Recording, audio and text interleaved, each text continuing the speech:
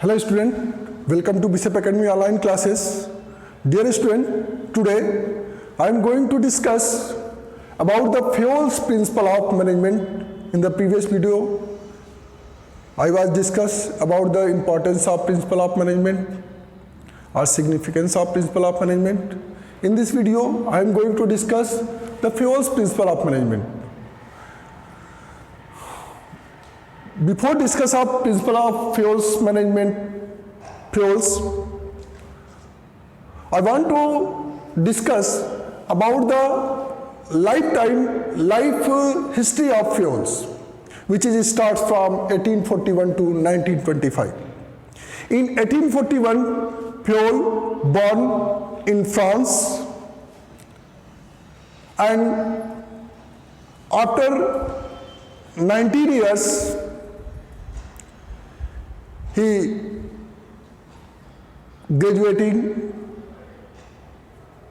an engineering college and posted in a coal mining company as an engineer. The company was Compagnie de Commentary, एक coal company थी France की जिसमें वो पहली posting अपना लिए थे. In 1988, he was become a MD of this company, of this coal company. In 1988, managing director के रूप में वो अपॉइंट हो गए.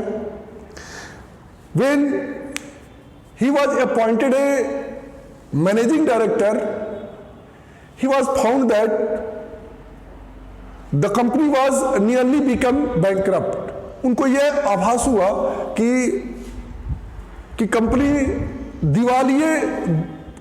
दिवालिया होने के कगार पे है. कंपनी इस तरह से लॉस जा रही, यानी कि वहाँ का मैनेजमेंट अच्छा नहीं है, वहाँ की व्यवस्थाएं कुछ इस तरह की थी. तो उन्होंने जब एमडी के रूप में काम करना शुरू किया तो उन्होंने कई उसमें इम्प्रूवमेंट किए, कई जो प्रॉब्लम्स हुए, कई ऐसे सिचुएशन हुए, कई ऐसे चेंजिंग किए, जिसकी वजह से वो कंपनी बाद में काफ़ी प्रॉफिटेबल प्रूव हुई. और आफ्टर रिटायरमेंट इन 1916 उन्होंने सोचा कि क्यों ना अपने एक्सपीरियंस को हम एक प्रिंसिपल के और एक प्रैक्टिस के रूप में हम एक बुक राइट करें जो बाकी के जो मैनेजमेंट है उनके लिए काफ़ी वो हेल्पफुल हो. तो उन्होंने 1916 से उन्होंने बुक लिखना स्टार्ट किया, जिसका बुक में उसने principle and practice of management पे उन्होंने बुक लिखना शुरू कर दिया. उन्होंने अपने जो प्रिंसिपल्स जो उन्होंने दिए हैं उसमें उन्होंने 14 प्रिंसिपल्स दिए हैं. ठीक है, इससे पहले कुछ ऐसी चीजें हैं कि फेवल ने सबसे पहले जब उसमें एज ए एमडी के रूप में उस कंपनी में काम किया तो उन्होंने क्या फाइंड आउट किया. फाइंड आउट उसने दिखा कि जो एक्टिविटीज उसमें परफॉर्म किए जा रहे हैं वो एक्टिविटीज ठीक तरीके से डिवाइड नहीं है. तो सबसे पहले उन्होंने उस कंपनी के जितने एक्टिविटीज हैं, चाहे वो टेक्निकल एक्टिविटीज हो या नॉन टेक्निकल एक्टिविटीज हो, तो उन्होंने टेक्निकल और नॉन टेक्निकल जो भी एक्टिविटीज है उनको एक पर्टिकुलर एक्टिविटीज में क्लासिफाई किया. जैसे टेक्निकल या आपके कॉमर्शियल एक्टिविटीज है, या आपके सिक्योरिटी एक्टिविटीज है, फाइनेंशियल एक्टिविटीज है, अकाउंटिंग एक्टिविटीज है, प्रोडक्शन एक्टिविटीज है. तो इस तरह के एक्टिविटीज को उन्होंने सबसे पहले क्या किया, क्लासिफाई किया. और उसके बाद से उसने उस पूरे एक्टिविटीज को एक फंक्शन में डिवाइड कर दिया, उसका ग्रुपिंग कर दिया. और ग्रुपिंग करने के बाद से उसने उस कंपनी में एक मैनेजमेंट का एक कुछ पर्टिकुलर फंक्शन में डिवाइड कर दिया मैनेजमेंट को. मतलब कि मैनेजमेंट को उन्होंने 5 फंक्शन में डिवाइड करने, यानी कि सबसे पहले मैनेजमेंट के को 5 फंक्शन में डिवाइड करने वाले जो मैनेजमेंट साइंटिस्ट थे वो कौन थे, फ्योल थे. फ्योल ने 5 मैनेजमेंट फंक्शंस दिए. First planning, second organising, third staffing, fourth directing and fifth controlling. उन्होंने 5 फंक्शन में उन्होंने क्या किया, डिवाइड कर दिया. नेक्स्ट चीज उन्होंने उसके बाद से उन्होंने कुछ 14 प्रिंसिपल्स उन्होंने बनाए, जिसमें सबसे पहला उन्होंने प्रिंसिपल दिया division of work. Division of work means work should be divided in individual. जो वर्क होना चाहिए वो सभी लोगों में एक एक करके डिवाइड होने चाहिए, मतलब न किसी को ज्यादा अधिक वर्क मिले न किसी को कम। यानी कि उन्होंने सबसे पहले जो प्रिंसिपल बनाया वो डिवीजन ऑफ वर्क, और work according to the job उनको असाइन किया जाए। नेक्स्ट उन्होंने प्रिंसिपल दिया अथॉरिटी एंड रिस्पॉन्सिबिलिटी। उन्होंने कहा कि सिर्फ वर्क का डिवीजन होना जरूरी नहीं है, उस वर्क को करने के लिए उस पर्टिकुलर एम्प्लॉय के पास कुछ अथॉरिटी भी होनी चाहिए और रिस्पॉन्सिबिलिटी भी। जहां यहां यानी कि अगर हम अगर किसी एम्प्लॉय को अगर कोई वर्क प्रोवाइड कर रहे हैं तो उस वर्क को रिस्पॉन्सिबिलिटी कुछ प्रोवाइड कर रहे हैं तो उस रिस्पॉन्सिबिलिटी के साथ साथ अथॉरिटी भी ट्रांसफर होनी चाहिए, सिर्फ रिस्पॉन्सिबिलिटी ट्रांसफर नहीं होनी चाहिए। यानी कि रिस्पॉन्सिबिलिटी के साथ साथ अथॉरिटी भी ट्रांसफर होनी चाहिए, जिससे कि वो सेल्फ डिसीजन ले सके, क्विक डिसीजन लेकर के अपने वर्क को स्मूथली परफॉर्म कर सके। नेक्स्ट उन्होंने एक प्रिंसिपल दिया डिसिप्लिन का। Without discipline we can not be do any work. हम जहां पे कोई भी वर्क बिना डिसिप्लिन के हम नहीं कर सकते। डिसिप्लिन से यहां पे मतलब है rules and regulations banana, rules and regulation को फॉलो करना एंड टाइम का पंक्चुएशन होना। यानी कि यहां पर डिसिप्लिन को उन्होंने बनाया कि एक पर्टिकुलर डिसिप्लिन होना चाहिए एम्प्लॉइज में, वर्कर्स में, और उस डिसिप्लिन को हर एक लेवल ऑफ मैनेजमेंट को फॉलो करना चाहिए। नेक्स्ट उन्होंने प्रिंसिपल दिया यूनिटी ऑफ कमांड।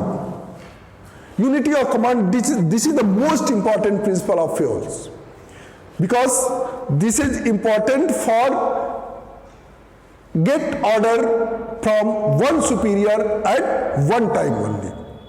मतलब एक समय में सिर्फ एक ही सुपीरियर से हमको ऑर्डर रिसीव होना चाहिए। ये यूनिटी ऑफ कमांड कहता है कि one time we get order, we should get order from one superior at one time. एक समय में एक ही सुपीरियर से ऑर्डर हमको रिसीव होना चाहिए।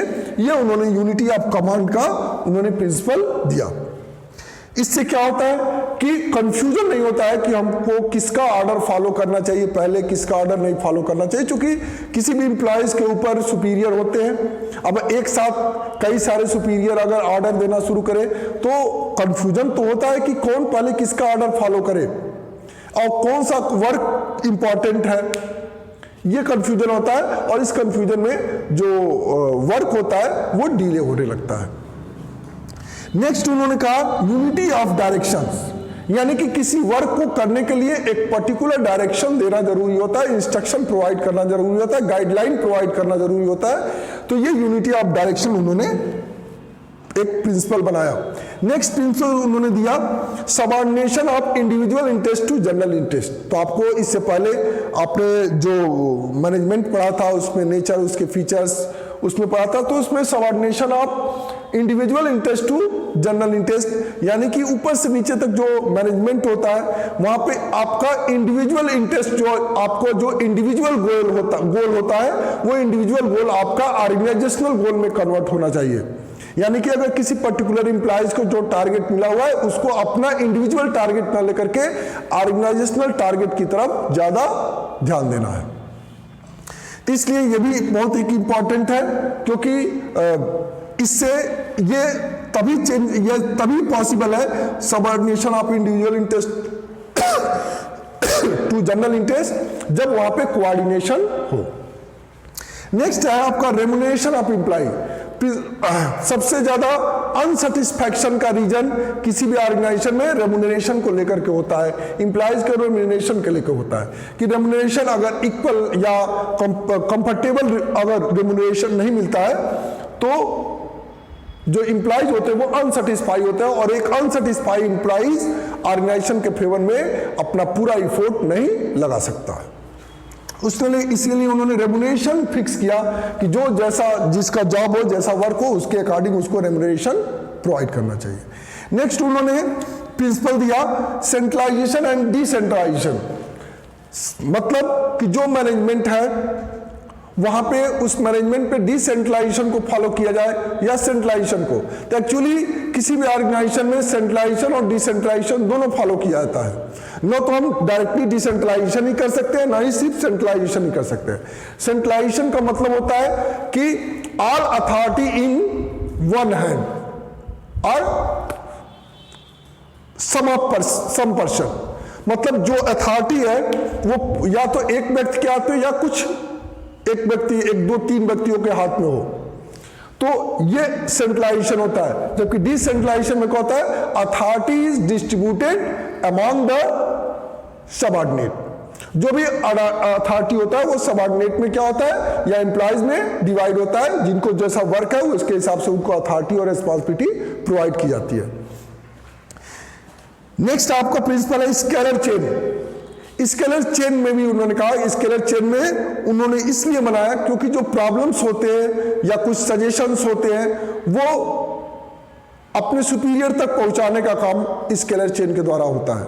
ऐसे में अगर सुपीरियर है, कोई ऑर्डर देता है और प्रॉब्लम नीचे कुछ है, तो उस प्रॉब्लम्स को कहने के लिए एक उन्होंने फ्लो बनाया, एक सीक्वेंस बनाया कि आप कैसे अपनी बातों को, जैसे लोअर लेवल ऑफ मैनेजमेंट है तो लोअर लेवल ऑफ मैनेजमेंट कैसे सबऑर्डिनेट जो मिडिल लेवल ऑफ मैनेजमेंट है कैसे उन तक कैसे अपने सजेशन, कैसे अपने प्रॉब्लम्स को, कैसे अपने कंप्लेंट्स को उनकी तक पहुंचाए, जिससे कि जो प्रॉब्लम्स है उसका तुरंत क्या किया जाए, समाप्त कर दिया जाए, उसको करेक्शन किया जाए।